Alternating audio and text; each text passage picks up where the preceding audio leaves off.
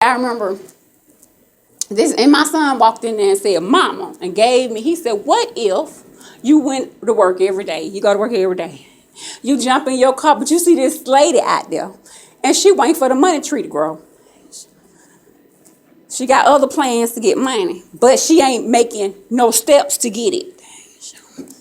Cause God said, you make one step, I make two. So me going to work every day gonna give me $1 or two. Now she ain't. And you still, she tells you her plan.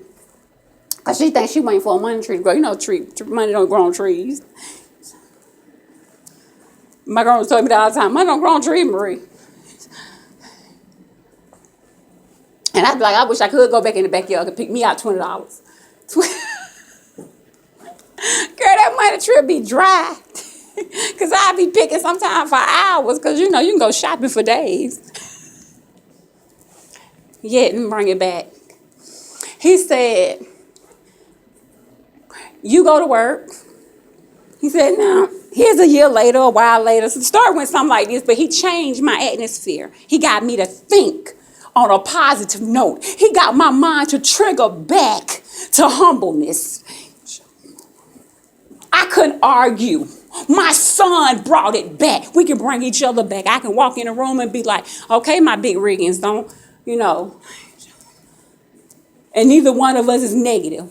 Even if he arguing with a girl on the phone, don't you know I won't know it?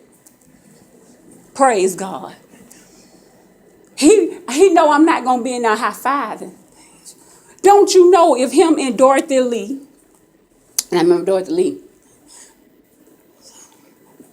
we've lived in the same place before.